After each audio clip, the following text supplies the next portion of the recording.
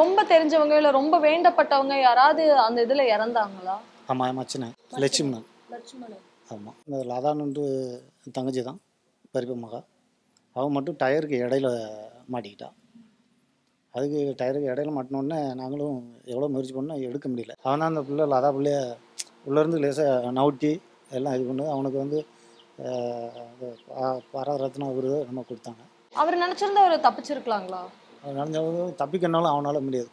இதில் இப்போ முதுகில் கொக்கி இந்த ஊக்கு அவனுக்கு குத்திருச்சு. அதனால் அவனுக்கு தப்பிக்கிறதுக்கு வழி இல்லை. அவன் போய் இப்படி கொக்கிகளை போய் கலந்துக்கிட்டான்.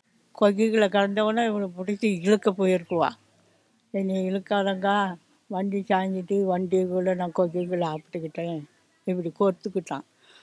நான் செத்து போவேன், என்னை நம்பாதங்கா.